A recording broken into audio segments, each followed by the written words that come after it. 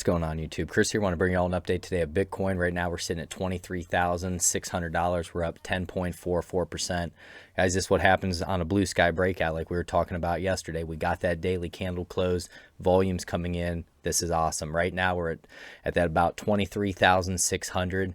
And what I want to continue to see us do is stay up above that 19,936, because at some point we are going to have some profit taking. We're going to get a little bit of a retracement, and then we're going to see what happens. But for me, the most important thing is to stay up above that 20,000 as support and just let this thing rip right now. You know, if you're a longer term investor, even a swing trader, this is where you're just letting it ride right now. Volume's coming in, and this is not financial advice, but this is what you're looking for. Whenever you get in these parabolic curves, that's when you just want to enjoy them and kind of let them ride, because sometimes these things can go on for quite a few days before there's any profit that's being taken. So just be aware of that.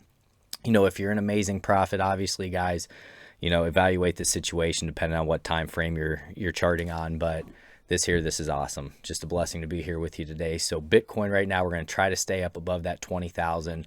Like I said, we don't have overhead resistance, so there's nothing to analyze there. The RSI on the 1 day here is at 77. Typically, we will get as high as 85.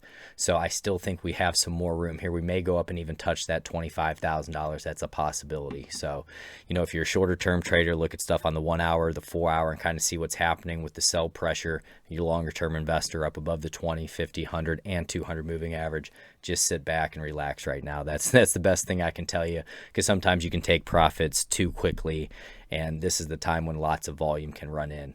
And before I get into any altcoins here, what I wanted to point out as well, guys, this is why I don't do a ton of news. I'm basically almost all technicals, but I was looking over here just as it's scrolling.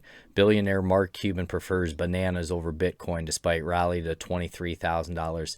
You know, this is the hucksterism that I don't like, because I don't see how you can assume that the dollar, which is just printed with nothing to back it, consistently is better than Bitcoin is, which has a set supply, and that we are basically having halvings every 4 years.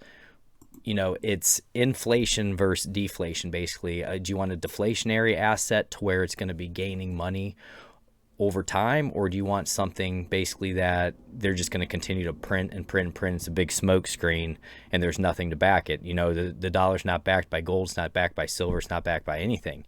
And with Bitcoin, you have the power, the mining that goes into Bitcoin, which makes it valuable. So when people talk like that, guys, I just ignore that type of stuff and just continue on doing what you're doing. He already has his billions of dollars. Let's do this. That's my opinion on it, at least. So next one I wanted to go to was Ethereum. ETH's at $668 right now. We have broken through the overhead resistance of $628. That's a beautiful thing. Now we just want that to be support. So we're looking at $628 to be support. In yesterday's video, we were looking and targeting potentially up to that $700. And I do believe we still have room for that. The RSI is at 67, heavy volumes coming in. I believe we could have a shot to get up to that 719. So that's going to be the next target area if we continue to move to the upside. We're up above our 20, 50, 100, and 200 moving average. So looking pretty good there. As you can see with Ethereum on the technicals, on the 1 day we have a 2 sell 7 neutral, 19 buy oscillators, 2 sell 6 neutral, and a 3 buy. Litecoin, we have broken into the triple digits. We're up to 106 right now. Take a look at that volume that's coming in, and this is what happens for Litecoin, guys. It cuts through resistance very fast when it gets running. So for my man who always says rest in peace Litecoin, there you go today. I mean, it's one of the top runners, top 5 coin, top 10 coin consistently. So, you know, people who hate on Litecoin, they're missing a great trading opportunity, in my opinion.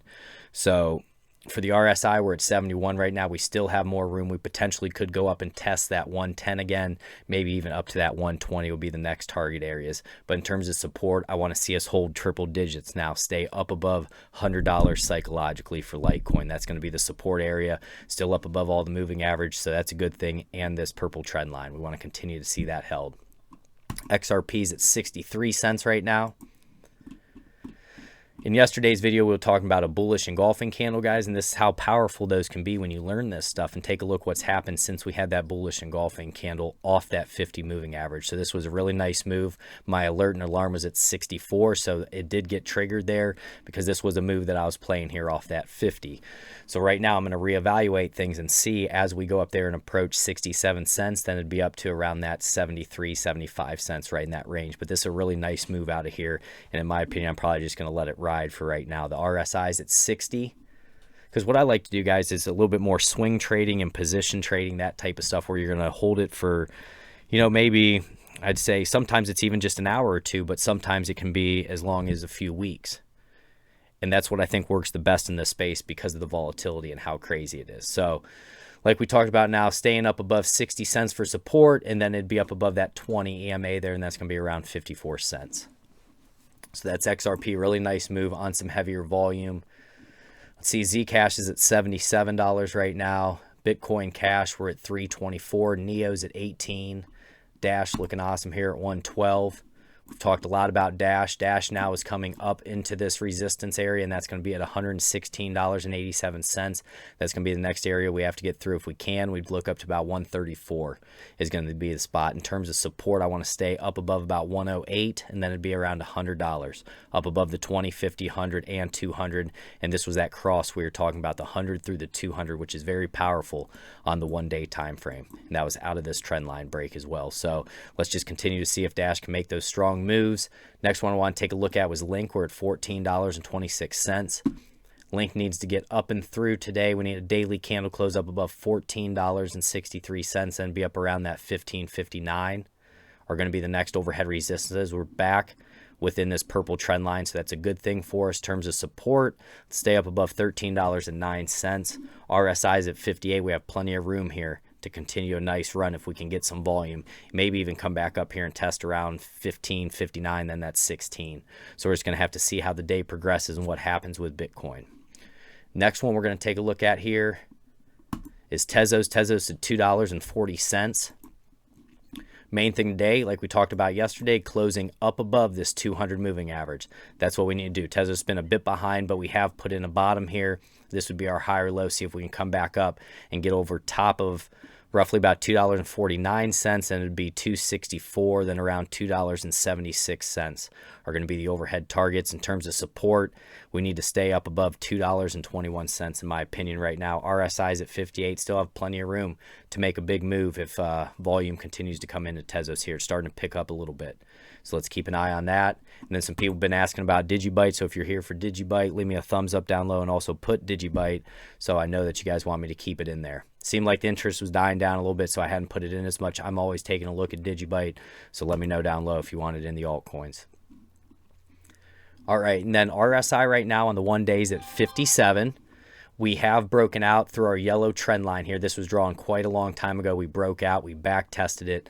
What we're trying to do today is get up above basically all of our moving averages. If you can see here, we move that out. We're fighting with that 100 now. So if we could get a candle close up above that, we'd have a shot at getting up to around 0.02429 would be the overhead resistance. Then it'd be up to around that 0.02638. In terms of support, we wouldn't want to lose 0.01949.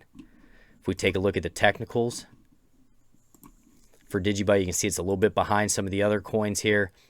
But overall summary, 2 sell, 9 neutral, 17 buy oscillators, 1 sell, 8 neutral, 2 buy. Moving averages, 1 sell, 1 neutral, and a 15 buy. And then on the 4 hour there, we have a 2 sell, 8 neutral, and an 18 buy. So that's what I want to bring you guys today. It's an awesome day. If you get some from this, don't forget to like, subscribe, hit that notification bell. God bless each and every one of you.